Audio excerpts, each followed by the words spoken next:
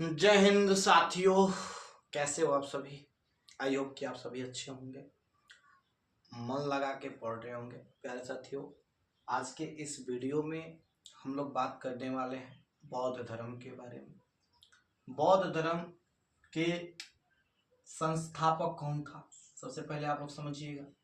बौद्ध धर्म ये ऐसा एक चैप्टर है, ऐसा एक टॉपिक है दोस्त, जिसमें से हर एक एग्जाम में क्वेश्चन आना तय होता है।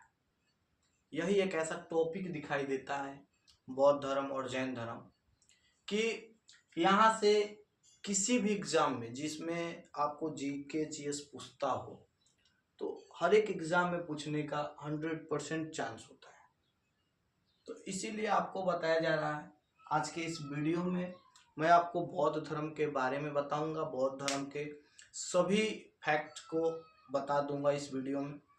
अगर आपको वीडियो अच्छा लगता है तो सब्सक्राइब तो कर दीजिएगा, अपने भाई को सपोर्ट कीजिएगा, लाइक कीजिएगा। इससे ज़्यादा मुझे और कुछ नहीं चाहिए भाई। मैं आपके सपोर्ट से आगे बढ़ सकता हूं, तो आप लोग सपोर्ट कीजिए, ठीक है। चलिए, बौद्ध धर्म के संस्थापक कौन है? तो बौद्ध धर्म के संस्थापक हैं चला महात्मा बुद्ध। महात्मा बुद्ध कौन है? महात्मा बुद्ध। महात्मा बुद्ध, बौद्ध धर्म के संस्थापक कौन है? महात्मा बुद्ध है, ठीक है। महात्मा बुद्ध का जन्म जो है, महात्मा बुद्ध का जन्म जो है कब होता है? 563 बीसी। बीसी का मतलब समझ लेंगे, बीसी के मतलब समझेंगे। यहाँ पे कहा जाता है ईसा मसीह का जन्म।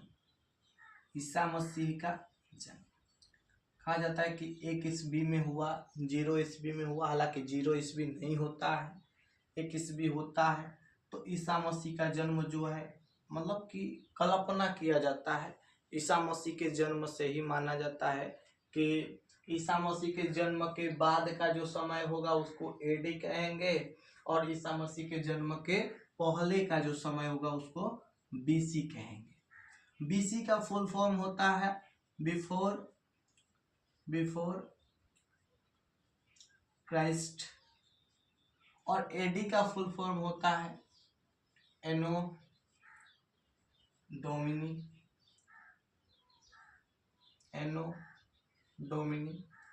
ध्यान रखना दोस्त, बीसी में जो समय होता था, बीसी में जो समय होता था, बीसी में जो समय होता था वो उल्टा चलता था, समय उल्टा चलता था।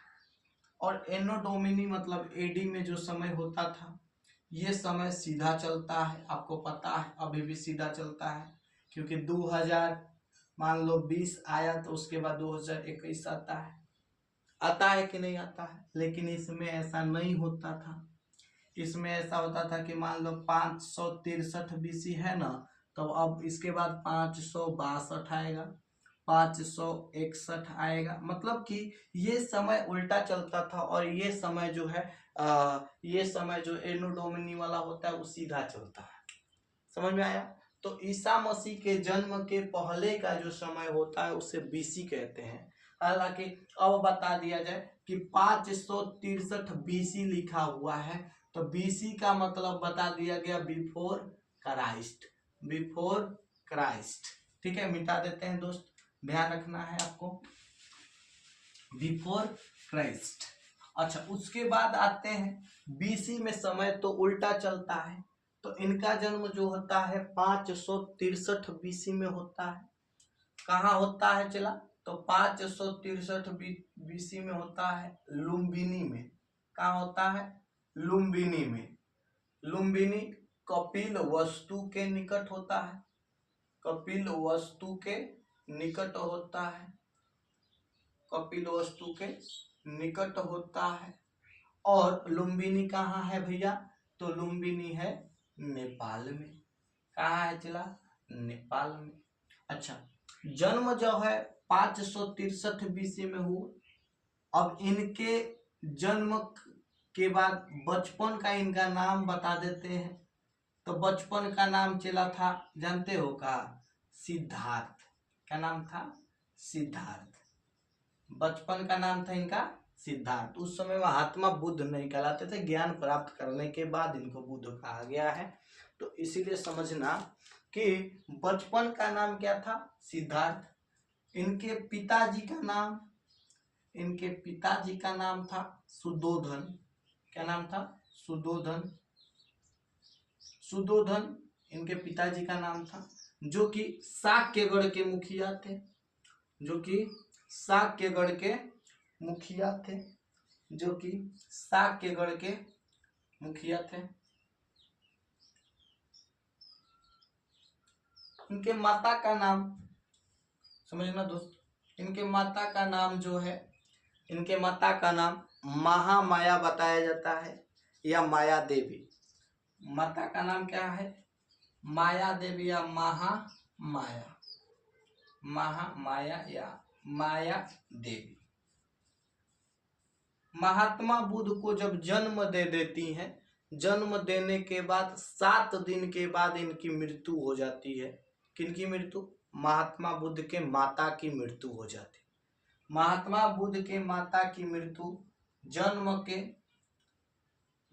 के 7 दिन के बाद, जन्म के 7 दिन के बाद, जन्म देने के 7 दिन के बाद, इसको लिख लेंगे, देने के 7 दिन के बाद माया देवी का निधन हो जाता है। माया देवी का क्या होता है चला? निधन हो जाता है। मतलब माया देवी इस संसार को छोड़कर चली जाती हैं। छोटा बालक है तो भाई उसको पालन पोषण करने के लिए एक माता की जरूरत होती है। तो इनका पालन पोषण जो है, जन्म के 7 दिन के बाद उनकी माता मर जाती हैं। तो माता मरने के बाद जो है उनके पिताजी हैं, जो उनके लिए सौतेली माँ का जुगाड़ कर लेते हैं। और सौतेली माँ का नाम बताया जाता है, चला, सौतेली माँ का नाम बताया जाता है प्रजापति गौतमी। प्रजापति गौतमी, जो कि महात्मा बुद्ध को पालन पोषण करती है। पालन पोषण करती है। समझ में आया? तो यानी कि हम अभी बता रहे हैं बौद्ध धर्म के संस्थापक महात्मा बुद्ध थे। महात्मा बुद्ध का जन्म 563 BC में लुम्बिनी कपिलवस्तु के निकट नेपाल में हुआ था। बचपन का नाम सिद्धार्थ बताया जाता है। पिता का नाम सुद्धोधन था। पिता का नाम क्या था? सुद्धोधन, जो कि शाक्यगढ़ के मुखिया थे, शाक्यगढ़ के प्रधान थे। उसके बाद माता का नाम महामाया, माया देवी, और जो कि जन्म देने के 7 दिन के बाद अपने पुत्र को छोड़कर इस दुनिया से चली जाती हैं। 7 दिन के बाद सौतेली माँ का नाम बताया जाता है चला प्रजापति गौतमी, जो कि पालन पोषण की। किनका? तो महात्मा बुद्ध का। महात्मा बुद्ध अब बड़े होते हैं। बड़े होने के बाद शादी होती है इनका। शादी 16 वर्ष की अवस्था में, 16 वर्ष की आयु में, 16 वर्ष की आयु में इनका शादी कर दिया जाता है। किसके साथ? तो यशोधरा नाम की लड़की के साथ। यशोधरा नाम की लड़की के साथ, यशोधरा के साथ हो जाता है। 16 वर्ष की आयु में यशोधरा के साथ होता है। उसके बाद शादी के बाद कुछ दिनों के बाद, कुछ महीनों के बाद, कुछ सालों के बाद इनको एक पुत्र की प्राप्ति होती है। पुत्र की प्राप्ति होती है। पुत्र का नाम राहुल बताया जाता है। पुत्र का नाम क्या था चला? राहुल था। 16 वर्ष की अवस्था में इनकी शादी यशोधरा के साथ होता है। पुत्र का नाम राहुल है।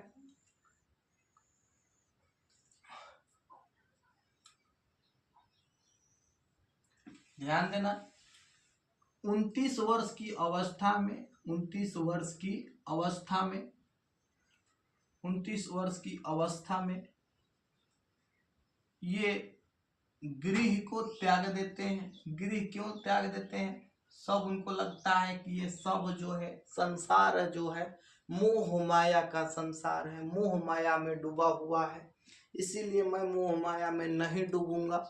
और 29 वर्ष की अवस्था में अपने परिवार को छोड़कर अपने परिवार को छोड़कर क्या करते हैं? गृह को त्याग देते हैं। इस गृह त्याग की घटना को क्या कहा जाता है? गृह त्याग की घटना को महाभिनिष्क्रमण कहा गया है। महाभिनिष्क्रमण कहा गया है। महाभिनिष्क्रमण कहा गया। गृह त्याग की घटना को महाभिनिष्क्रमण कहा गया। गृह त्याग करने के बाद 29 वर्ष की अवस्था में गृह त्याग होता है। गृह त्याग की घटना महाभिनिष्क्रमण कहलाई। महाभिनिष्क्रमण कहलाई। 6 वर्ष भटकने के बाद 6 वर्ष भटकने के बाद इनको 6 वर्ष भटकने के बाद महात्मा बुद्ध को 6 वर्ष भटकने के बाद महात्मा बुद्ध को ज्ञान की प्राप्ति हो जाती है। ज्ञान की प्राप्ति होती है। ज्ञान की प्राप्ति होती है। कितने वर्ष अवस्था में हो गया चला? तो 35 वर्ष की अवस्था में ज्ञान की प्राप्ति हुई। 35 वर्ष की अवस्था में इनको ज्ञान की प्राप्ति हुई। कहाँ होता है ज्ञान प्राप्त? तो ज्ञान प्राप्त होता है, चला ध्यान रखना, ज्ञान प्राप्त कहाँ होता है इनको? तो कहाँ होता है? बोध गया में। बोध गया में। बोध गया में पीपल के वृक्ष के नीचे। पीपल के वृक्ष के नीचे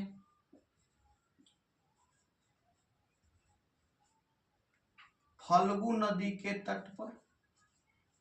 फल्गु नदी के तट पर महात्मा बुद्ध को ज्ञान की प्राप्ति होती है। 6 वर्ष भटकने के बाद 6 वर्ष भटकने के बाद इनको ज्ञान की प्राप्ति बोध गया में पीपल के वृक्ष के नीचे और फल्गु नदी के तट पर होता है। ज्ञान प्राप्त करने के बाद अब सोचते हैं कि चलो भैया ज्ञान तो प्राप्त हो ही गया है, अब ज्ञान को बांटना शुरू करते हैं, उपदेश देना शुरू करते हैं। तो महात्मा बुद्ध जो है उपदेश देना प्रारंभ करते हैं। और उपदेश जो देते हैं चला किस भाषा में देते हैं? पाली भाषा में देते हैं। पाली भाषा में देते हैं। उपदेश जो देते हैं पाली भाषा में देते हैं। पहला उपदेश जो है पहला उपदेश जो है वो कहाँ देते हैं? सारनाथ में देते हैं। कहाँ देते हैं चला? सारनाथ है कहाँ? तो उत्तर प्रदेश में। उत्तर प्रदेश में है। पहला उपदेश कहाँ दिया जाता है? सारनाथ में देते हैं। ये उपदेश देने की घटना जो है क्या कहलाती है? उपदेश देने के घटना को अब हम उपदेश देने वाले जो घटना घटती है तो उसका नाम होता है धर्म चक्र प्रवर्तन। तो ध्यान रखना, धर्म चक्र प्रवर्तन। तो वही बताया गया है कि महात्मा बुद्ध का जन्म जो होता है 563 BC में लुम्बिनी कपिलवस्तु के निकट नेपाल में होता है। बचपन का नाम सिद्धार्थ बताया जाता है। पिता का नाम सुदोधन था जो कि साक्यगढ़ के मुखिया थे। माता का नाम माया देवी। इनके जन्म के 7 दिन के बाद इनकी माता जी का निधन हो जाता है। माता जी संसार को छोड़ के चली जाती हैं, अपने पुत्र को छोड़ के चली जाती हैं। तो इनका पालन पोषण प्रजापति गौतमी के द्वारा किया जाता है। प्रजापति गौतमी के द्वारा इनका पालन पोषण किया जाता है। जब पालन पोषण करने के बाद वो जो बड़े होते हैं 16 वर्ष की अवस्था में पहुँचते हैं, आयु में पहुँचते हैं, तो 16 वर्ष की आयु में पहुंचने के बाद उनकी शादी यशोधरा नाम की लड़की के साथ हो जाता है। यशोधरा के साथ शादी होने के बाद चला कुछ महीनों के बाद, कुछ सालों के बाद एक पुत्र की प्राप्ति होती है जिसका नाम राहुल बताया जाता है। फिर 29 वर्ष की अवस्था में, 29 वर्ष की अवस्था में वो संसार के मोह माया से बंधन मुक्त हो जाते हैं, बंधन मुक्त हो जाते हैं और गृह को 29 वर्ष की अवस्था में ही त्याग देते हैं। 29 वर्ष की अवस्था में जब त्याग देते हैं, गृह त्याग देते हैं, तो उस घटना को महाविनिष्क्रमण कहा जाता है। 6 वर्ष भटकने के बाद उनको ज्ञान की प्राप्ति होती है, अर्थात 35 वर्ष की अवस्था में उनको ज्ञान की प्राप्ति हो जाती है। ज्ञान प्राप्त करने के, ज्ञान प्राप्त होता कहाँ है चला, बोध गया में होता है। किसके नीचे, पीपल के वृक्ष के नीचे। पीपल के वृक्ष के नीचे आज भी बोध गया में जाइएगा तो उनका एक मंदिर बना हुआ है और एक पीपल का वृक्ष है जिसे हम लोग बोधि वृक्ष के नाम से अब जानते हैं। तो पीपल के वृक्ष के नीचे फल्गु नदी के तट पर ज्ञान को प्राप्ति हुआ था। और अब जब ज्ञान प्राप्त कर लेते हैं तो उपदेश देना प्रारंभ करते हैं। और उपदेश किस भाषा में देते हैं, तो पाली भाषा में देते हैं। पहला उपदेश उन्होंने सारनाथ में दिया था। और सारनाथ है कहाँ चला, उत्तर प्रदेश वाराणसी में है। तो ध्यान रखना, उपदेश देने के घटना को धर्म चक्र परिवर्तन कहा जाता है। उपदेश देने को धर्म चक्र परिवर्तन के नाम से जानते हैं। सबसे ज्यादा उपदेश, सबसे ज्यादा उपदेश, सबसे ज्यादा उपदेश श्रावस्ती में देते हैं। सबसे ज्यादा उपदेश श्रावस्ती में देते हैं। कहाँ देते हैं चला, श्रावस्ती में देते हैं। सबसे ज्यादा उपदेश कहाँ देते हैं, तो श्रावस्ती में देते हैं। चलिए, तो आप लोग नोट डाउन कर लिए होंगे, नोट डाउन कर लिए होंगे। क्या आप लोगों को समझ में आ रहा है? प्लीज समझ में आ रहा होगा तो मेरे दोस्त लाइक, सब्सक्राइब और कमेंट जरूर बताइएगा कि मैं कैसा पढ़ा रहा हूँ, आपको समझ में आ रहा है कि नहीं। कमेंट करके बताइएगा, मुझे मोटिवेशन मिल सकता है मेरे दोस्त। चलिए, तो इसे मिटा दिया जाता है।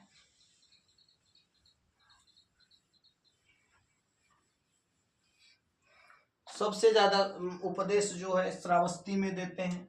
उसके बाद अब ध्यान रखना, उसके बाद धर्म का बारे में बताते हैं, अपने धर्म का निर्माण कर देते हैं। तो धर्म का निर्माण होने के बाद उस धर्म का प्रचार प्रसार करने के लिए बहुत सारे अनुयायी बनते हैं। तो प्रथम अनुयायी कौन बनता है इनका, प्रथम अनुयायी कौन बनता है, प्रथम अनुयायी कौन बनता है, तो प्रथम अनुयायी बनती है गौतमी। कौन बनती है, गौतमी बनती है। ध्यान रखना चला। अच्छा, किसी को जब ज्ञान प्राप्त हुआ होगा तो गुरु के द्वारा ही ज्ञान प्राप्त हुआ होगा। तो इनका गुरु का नाम कौन, महात्मा बुद्ध के गुरु का नाम क्या था, महात्मा बुद्ध के गुरु का नाम क्या था, तो गुरु का नाम था चेहरा, जानते हो क्या, गुरु का नाम था अलार कलाम। क्या नाम था, अलार कलाम, अलार कलाम। महात्मा बुद्ध के गुरु का नाम अलार कलाम था। क्या नाम था, अलार कलाम। ध्यान रखना, महात्मा बुद्ध के गुरु का नाम अलार कलाम बताया जाता है। उसके बाद आप लोग समझेंगे कि अलार कलाम महात्मा बुद्ध के गुरु थे, महात्मा बुद्ध के गुरु अलार कलाम थे। उसके बाद ध्यान रखना, बौद्ध धर्म से, बौद्ध धर्म के संबंधित, बौद्ध धर्म से संबंधित बौद्ध धर्म के साहित्य का नाम बता दीजिए। तो साहित्य का नाम क्या है चला, तो जानते हो साहित्य का नाम है जातक। क्या नाम है, जातक। बौद्ध धर्म से संबंधित है त्रिपिटक। त्रिपिटक, त्रिपिटक किससे संबंधित है, तो बौद्ध धर्म से। त्रिपिटक का मतलब होता है 3 टोकरियां, 3 टोकरियां। त्रिपिटक का अर्थ क्या होता है चला, तो 3 टोकरियां, जो कि पुस्तक इसमें रखा जाता था। इसमें क्या रखा जाता था, पुस्तक रखा जाता था। त्रिपिटक कौन कौन थे, सूत पिटक, सूत पिटक, विनय पिटक,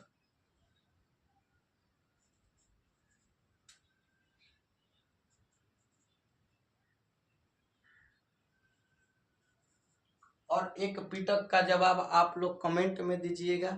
सूत पिटक और विनय पिटक तो हम बता दी एक पिटक का जवाब आप खुद देंगे, खोज के देंगे। हालांकि मुझे तो आता है, नहीं आता है तो आपको बता दिया जाएगा। हालांकि शुद्ध पिटक और विनय पिटक तो बता दिया गया है। चला तो बताइएगा, बौद्ध धर्म के संबंधित त्रिपिटक है। त्रिपिटक कौन कौन है तो ध्यान रखना, एक लास्ट में बता ही देता हूँ। अभिधम्म पिटक कौन है, अभिधम्म पिटक। ध्यान रखना, आगे ध्यान देना है कि बौद्ध धर्म के जो प्रचार प्रसार करने वाले लोग थे, बौद्ध धर्म के अनुयायी थे, बौद्ध धर्म के अनुयायी थे, अनुयायी थे, तो उनको क्या कहा जाता था? तो बौद्ध धर्म के अनुयायी को कहा जाता था भिक्षुक, भिक्षुक और भिक्षुक और उपासक कहा जाता था, भिक्षुक और उपासक कहा जाता था। ध्यान रखना। चला, भिक्षुक जो होते थे वो बौद्ध धर्म का प्रचार प्रसार करते थे, लेकिन वो सन्यासी होते थे। वो क्या होते थे? सन्यासी होते थे। बौद्ध धर्म का प्रचार प्रसार भिक्षुक भी करते थे, गृहस्थ भी करते थे। तो जो गृहस्थ मतलब घरे से रह के और बौद्ध धर्म का प्रचार प्रसार कर रहे थे, गृहस्थ लोग थे, तो उनको उपासक कहा जाता है। और जो जो लोग सन्यासी थे और वो बौद्ध धर्म का प्रचार प्रसार कर रहे थे, तो उनको हम क्या कर रहे थे? भिक्षुक है। तो ध्यान रखना, बौद्ध धर्म के अनुयायी को भिक्षुक और उपासक कहा जाता है। भिक्षुक वही होते हैं जो कि सन्यासी होते हैं और सन्यासी होने के साथ साथ बौद्ध धर्म का प्रचार प्रसार करते हैं। और उसके बाद उपासक वही होते हैं जो गृहस्थ रूप से घर में रहकर बौद्ध धर्म का प्रचार प्रसार करते हैं। ठीक है, आई होप कि आप लोगों को पूरा समझ में आ रहा होगा। चलिए इसको अब मिटा दिया जाए।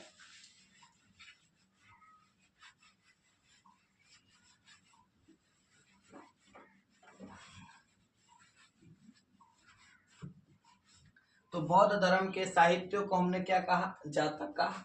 त्रिपिटक का अर्थ होता है 3 टोकरिया, जो कि बौद्ध धर्म से संबंधित है। बौद्ध धर्म में त्रिपिटक है। त्रिपिटक का नाम क्या क्या होता है? सुत्त पिटक, विनय पिटक और अभिधम्म पिटक। बौद्ध धर्म के अनुयायी जो होते हैं, अनुयायी जो होते हैं उनको भिक्षुक और उपासक कहा जाता है। भिक्षुक वो होते हैं जो कि सन्यासी रूप से रहते हैं, सन्यासी होते हैं और बौद्ध धर्म का प्रचार प्रसार करते हैं। उपासक किसे कहते हैं? तो वही जो घर से रहकर बौद्ध धर्म का प्रचार प्रसार करते हैं। बौद्ध धर्म महात्मा बुद्ध की जीवनी जो है, महात्मा बुद्ध की जीवनी जो है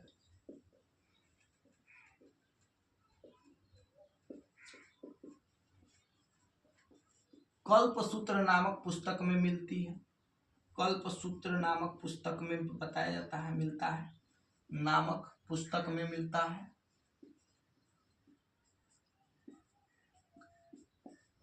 बौद्ध धर्म जब जा रहे थे रास्ते में तो 4 लोगों को देखे थे। वो 4 लोग कौन कौन थे? ध्यान रखना, 4 लोग कौन कौन थे? तो एगो था बीमार व्यक्ति, बीमार व्यक्ति,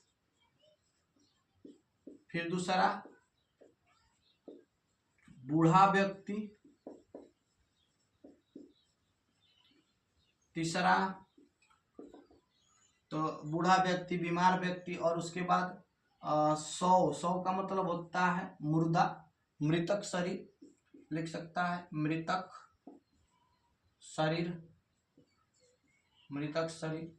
और उसके बाद एक और देखे थे, सन्यासी को देखे थे। किसको देखे थे? चला, सन्यासी को देखे थे। तो पूछ सकता है कि महात्मा बुद्ध जब रास्ते में जा रहे थे तो कितने लोगों को देखे? तो 4 लोगों को देखे। 4 लोग कौन कौन?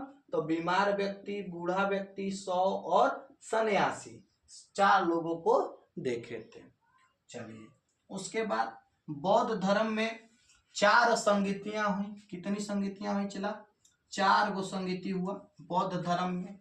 4 संगीतियां हुई बौद्ध धर्म में, 4 संगीतियां हुई, मतलब कि समिति, एक समूह बुलाया गया और जिसमें बौद्ध धर्म के प्रचार प्रसार के लिए बात किया गया। और अलग अलग शासक के समय में 4 संगीतियां हुई।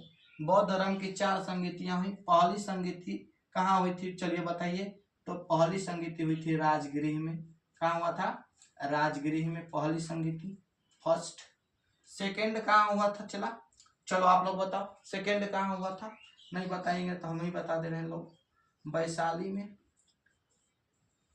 थर्ड कहाँ हुआ था, चलो तुम ही लोग बताओ ना भैया, तुम लोग ना बता पाओगे, चलो हम ही बता दे रहे हैं, पाटलिपुत्र में।